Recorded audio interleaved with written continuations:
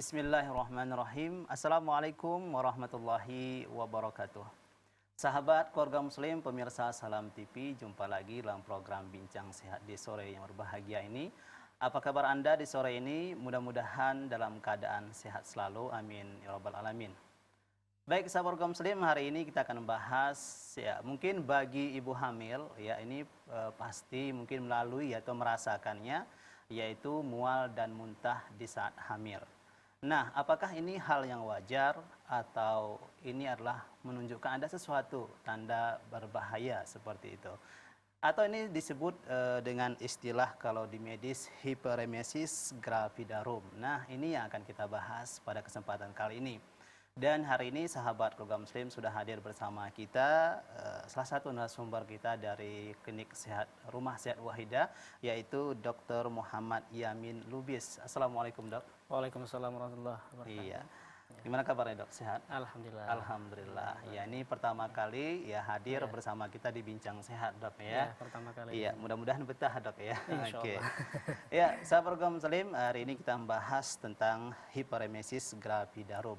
Dan bagi sahabat kaum muslim, bagi Anda nanti ingin bertanya atau bergabung bersama kita di sini, bisa menghubungi kami di 0617944280 atau 282. Dan bagi Anda yang ingin mengirimkan melalui pertanyaan SMS, bisa juga di 081370031616. Dan kami tidak lupa juga mengucapkan terima kasih kepada Hijrah Eksklusif yang telah mendukung program kita ini berupa pakaian koko yang seperti saya kenakan saat ini. Ya, baik sahabat kaum muslim, kita akan langsung ini bertanya. Ini, Dok, ada hiperemesis gravidarum. Ini betul, Dok ya, cara pengucapannya? Iya, cara pengucapannya seperti itu. Nah, sebenarnya ini kalau saya sendiri ini baru nih hari ini mendengar istilahnya ini, Dok. Iya, baru pertama Nah, kali. kemudian biasanya ada juga, Dok ya, yang mirip seperti ini, yaitu morning sickness, Dok ya. Betul. Nah, Ya. mungkin dokter bisa jelaskan nih beda hiperemesis gravidarum dan morning sickness, dan sekaligus hiperemesis gravidarum itu apa sih? Silakan. Bismillahirrahmanirrahim. Assalamualaikum warahmatullahi wabarakatuh. Sahabat keluarga muslim, Salam TV yang berbahagia. Jadi pada kesempatan kali ini kita akan membahas materi yang sangat penting juga ya, terutama bagi ibu hamil, ya kan? Nah, jadi seperti ditanyakan tadi, kita membahas tentang morning sickness dan juga hiperemesis gravidarum ya. Jadi sebenarnya dua hal ini adalah sangat berbeda ya. Berbeda. Walaupun memang pada gejalanya seperti itu dia ada kemiripan. Mual dan muntahnya sama, Dok. Iya, mual dan muntahnya itu memang sama ya. Jadi sama-sama keduanya ini dialami pada ibu hamil ya. Jadi untuk mengawalinya ya sebenarnya kita coba jelaskan dulu yang secara alaminya atau secara fisiologisnya bahasa kitanya ya. Jadi untuk morning sickness sendiri itu ya. Jadi itu dia adalah merupakan suatu kondisi yang fisiologis sebenarnya pada ibu hamil ya. Terutama dia biasanya dialami oleh ibu hamil yang muda, masih sangat muda ya. Waktu trimester 1 kalau istilahnya kalau dalam kedokteran ya. Dan terutama biasanya dialami pada ibu-ibu yang hamil pertama kali ya. Jadi seperti itu biasanya. Jadi memang istilah morning sickness ini sendiri memang seperti tadi ya definisinya itu morning sickness artinya sakit pada pagi hari seperti itu ya. Kenapa dia bilang sakit? Jadi dia sebenarnya kalau ibu hamil itu ya pada saat dia pagi hari itu dia bisa muncul ada mual muntah, kemudian ada badan lemas seperti itu ya. Nah, kenapa dibilang saat pagi hari saja gitu ya? Nah, jadi sebenarnya kondisi fisiologisnya ya, kalau ibu hamil itu dia ada perubahan hormonal namanya ya. Jadi kalau pada saat hamil kita ada peningkatan hormon namanya kalau dalam kedokteran itu beta HCG ya. Jadi akan sangat meningkat terutama pada awal kehamilan seperti itu. Nah, jadi dia pengaruhnya nanti bisa berpengaruhi lambung seperti itu ya. Jadi dia bisa meningkatkan produksi asam lambungnya. Ditambah lagi ketika ibu hamil ya kan, misalnya pagi hari kan sebelumnya itu dia malamnya tidur ya. Jadi tidak ada makanan yang masuk, lambungnya kosong, jadinya asam lambungnya naik seperti itu. Nah, jadi waktu pagi hari istilahnya dia ada mualnya akibat dari asam lambung yang naik tadi seperti itu. Jadi morning sickness ini biasa dialami oleh ibu hamil. Iya, seperti biasa itu. dialami. Ini tidak berbahaya atau bagaimana, Dok? Ya, jadi sebenarnya dia tidak berbahaya ya. Jadi dia selama dia masih bisa mengontrol ya kan, tidak sampai berlebihan muntahnya dan tidak sampai mengganggu aktivitas, sebenarnya itu normal-normal saja. Tapi hanya saja biasanya kita ada anjuran ya, ada anjuran untuk supaya mual muntahnya itu tidak terlalu berlebihan seperti itu. Nah, ini baru kita masuk ke hiperemesis gravidarum, dan ini juga sahabat muslim ada mual dan muntahnya juga, Dok ya. Nah, ini juga. Gimana, Dok, bedanya tadi? Ya, jadi dari asal katanya kan dia hiperemesis gravidarum ya. Jadi hiperemesis, emesis itu artinya muntah ya. Mual dan muntah. Hiper artinya mual muntah yang berlebihan seperti itu ya. Gravidarum sendiri istilahnya dia definisinya adalah kehamilan. Jadi dia hiperemesis gravidarum berarti mual dan muntah pada saat hamil. Nah, berlebihan seperti berlebihan itu, ya, mual muntah berlebihan pada saat hamil seperti itu. Nah, maksudnya berlebihan di sini, Dok, apakah di trimester itu berapa kali sewajarnya itu kalau masuk dalam kategori morning sickness, kemudian lebih dari situ baru masuk ke dalam berlebihan itu, gimana, Dok? Ya. Jadi kalau secara normalnya sebenarnya kita lihat dari frekuensinya ya kan, frekuensi muntahnya itu dalam satu hari biasanya kalau morning sickness itu biasanya masih di bawah 5 kali dalam satu hari ya. 5 kali. 5 kali cukup banyak juga berarti, Dok, ya, sampai 5 kali. Iya, di bawah 5 kali, di bawah. Di bawah 5 kali. Di bawah 5 kali. Tapi kalau misalnya dia yang hiperemesis gravidarum seperti itu ya. Jadi dia itu biasanya lebih dari 5 kali bahkan sampai 10 kali seperti itu ya. Dan biasanya memang bukan hanya itu saja perbedaannya ya. Jadi dia ada beberapa definisi ya kan, kalau misalnya hiperemesis gravidarum itu biasanya si ibu akan mengalami yang namanya dehidrasi salah satunya. Itu berarti termasuk ke dalam gejala-gejalanya, Dok, ya? Termasuk ke dalam gejalanya ya. Jadi istilahnya hiperemesis gravidarum itu sendiri memang sebelum masuk ke gejala tadi lah dulu ya. Jadi dia penyebabnya dulu ya kan, penyebabnya tadi dia sebenarnya juga ada hubungannya dengan peningkatan kadar hormon beta HCG tadi. Nah, gitu ya. Hanya saja memang beberapa kondisi ibu ya, bukan yang normal gitu kan. Misalnya pada kondisi ada hamil anggur seperti kita dengar ya kan, misalnya ada mola hidatidosa. Ini bisa dijelaskan lagi nih, Dok, hamil anggur mungkin bagi kita yang awam ini baru dengar juga istilah seperti itu. Ini gimana, Dok, maksudnya? Ya, jadi maksudnya itu dia kalau kaitannya dengan hiperemesis gravidarum ya, jadi memang pada penyakit ini penyakit ya, si hamil anggur ini salah istilah satu. Hamil anggur ini adalah bentuk penyakit. Bentuk penyakit pada ibu hamil ya. Jadi dia memang definisinya itu dia nanti memang hamilnya itu kenapa dibilang hamil anggur gitu ya? Memang dia nanti di dalam kandungannya, di dalam rahimnya itu dia tidak ada janin seperti itu. Atau kalaupun ada janin dia hanya parsial atau sebagai kita bilang setengahnya saja gitu. Jadi dia nggak sempurna. Jadi justru dia nanti ada muncul kayak massa gitu ya, istilahnya massa bahasa kedokteran ya. Jadi kayak ada kantong-kantong berisi air istilahnya gitu ya. Jadi dia makanya dianggap seperti hamil anggur seperti itu. Ini apakah karena pengaruh sperma yang tidak baik atau sel telurnya yang tidak baik, atau gimana, Dok? Ya, biasanya memang dia salah satu pengaruhnya itu dari riwayat sebelumnya ya. Riwayat sebelumnya dia sudah pernah juga mengalami hamil anggur ya kan, dan juga memang dari segi genetik bisa juga ya.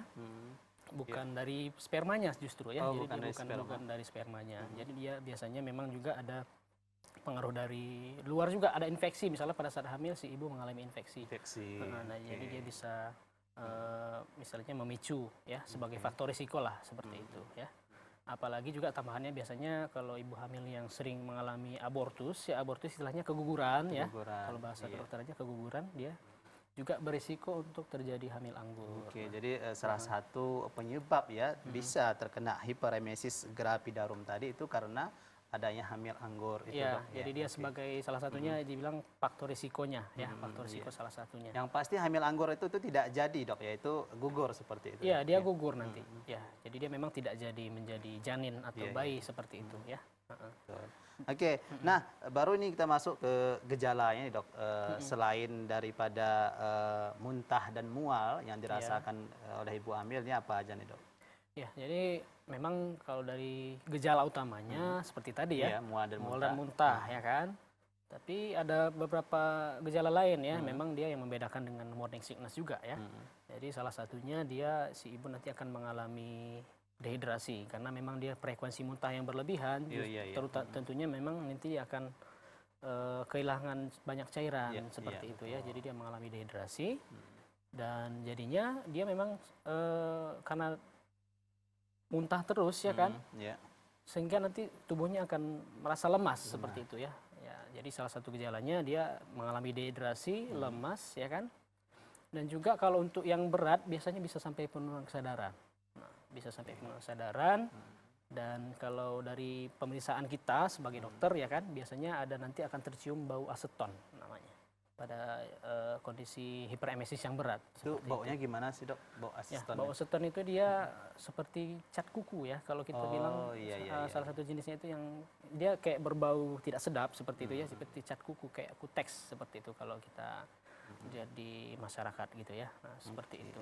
Iya, demam kemudian nafsu makan berkurang, ini ada nggak dok gejalanya seperti itu?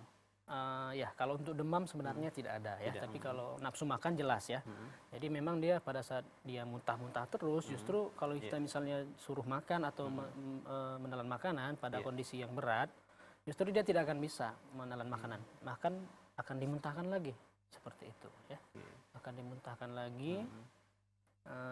Ya jadinya memang kalau sudah kondisi berat, penanganannya ya seharusnya dia memang dirawat di rumah sakit, jadinya obatnya dan juga nutrisinya itu dimasukkan melalui infus ya. Jadi dia tidak bisa lagi melalui mulut sampai ke lambung seperti itu ya. Ya, jadi penderita hiperemesis gravidarum, nah ini memang rata-rata harus dirawat di rumah sakit atau mungkin ya bisa pengobatan di rumah saja atau gimana?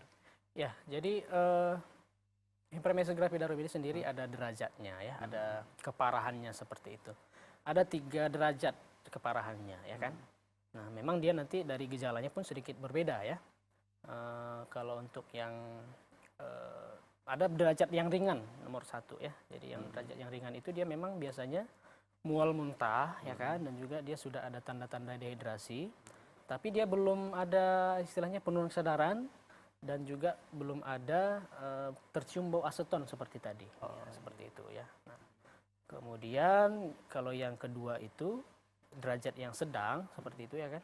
Nah, jadi dia sudah ada mulai dehidrasinya sudah berat dan juga sudah mulai penurunan kesadaran, tapi istilahnya masih apatis kalau bahasa dokternya ya. Jadi dia semi-semi nggak sadar seperti itu ya. Dia sudah mulai bingung ya kan. Dan sudah tercium bau aseton tadi. Nah, seperti itu. Sedangkan kalau yang berat ya kan, kalau yang berat itu dia sudah sampai bisa penurunan kesadaran berat ya, bisa sampai koma dan harus dirawat di rumah sakit seperti itu. Nah, jadi kalau untuk yang derajat ringan ya kan, biasanya kita memang belum menganjurkan untuk dirawat inap seperti itu, kecuali memang dia sudah dehidrasi berat, kemudian juga dia dari segi vital sign kalau istilahnya ya, jadi dari tensinya sudah drop ya kan. Nah kalau seperti itu biasanya kita rawat inap. Ya, Oke. Nah kemudian nih dok, tadi dokter sampaikan bahwasanya salah satu penyebabnya tadi adalah karena hamil anggur seperti itu. Nah selain itu ada nggak dok misalnya karena ya keturunan atau karena faktor lain? Ya sebenarnya ada faktor lain juga ya. Seperti tadi salah satunya hamil anggur ya. Jadi dia memang kita kaitannya sebenarnya dari hormon tadi, hormon HCG tadi ya. Jadi memang kalau kondisi-kondisi tertentu yang menyebabkan peningkatan hormon HCG ini dia bisa beresiko untuk menjadi hiperemesis gravidarum. Contohnya misalnya pada ibu-ibu hamil yang pertama kali hamil dan dia usianya di bawah 20 tahun ya. Jadi itu salah satu faktor risiko yang memudahkan dia terjadi hiperemesis gravidarum seperti itu ya. Mungkin ini ya kenapa dilarang ya perempuan itu menikah di bawah umur 16 itu dok? Iya, makanya mungkin dilarang dari segi medis sendiri ya. Itu karena tadi faktor usia juga Ya, mendukung faktor dok usia. ya terkenanya seperti ini. Nah itu biasanya dok sampai berapa bulan nih dok biasanya akan mengalami seperti itu kalau tidak diobati biasanya? Jadi dia sedikit berbeda dengan morning sickness ya. Jadi kalau morning sickness biasanya kan dia trimester pertama atau 3 bulan pertama ya. Jadi dia akan kembali normal atau tidak lagi muncul mual muntahnya itu setelah trimester kedua seperti itu. Tapi kalau pada hiperemesis gravidarum kalau misalnya tidak ditangani dengan baik ya kan, apalagi pada yang derajat yang berat ya kan, maka dia akan terus bisa sampai trimester kedua, yaitu misalnya bulan keempat atau sampai ke-6 malah pada usia kehamilannya gitu. Ini terus akan berlanjut kalau tidak ditangani Iya, dengan kalau tepat. tidak berlanjut. Oke, ya. Nah bahayanya itu sendiri apa dok? Apakah bisa prematur misalnya atau gimana dok? Ya, jadi sebenarnya kalau untuk bahayanya sendiri Eh, banyak hal ya. Jadi salah satunya memang kalau dia terjadi tadi dehidrasi ya kan, maka otomatis kalau yang berat itu bisa sampai merusak ginjal gitu ya. Jadi dia istilahnya kalau bahasa kedokterannya itu dia ada gagal ginjal akut seperti itu karena dehidrasi berat. Jadinya dia mengalami kerusakan ginjal seperti itu. Dan kalau untuk dari segi untuk ke kandungannya sendiri ke janinnya ya kan. Jadi karena dia tadi dehidrasi ya kan, Iya. maka asupan atau aliran darah ke dalam janin, plasenta dan sampai ke janinnya itu akan terhambat dan memang biasanya nutrisinya tidak terlalu banyak lagi masuk ke dalam janinnya ya. Dan juga memang biasanya beresiko untuk bisa terjadi kelahiran prematur seperti itu ya. Seperti itu. Oke, jadi bisa juga berbahaya tentunya dok ya kalau Iya. tidak cepat ditangani Iya, seperti itu, sahabat keluarga muslim. Nah nanti kita akan tanyakan kembali sahabat keluarga muslim apa saja komplikasi dari yang namanya penyakit hiperemesis gravidarum ini. Tapi jangan kemana-mana terlebih dahulu, kita akan kembali setelah pesan-pesan berikut ini.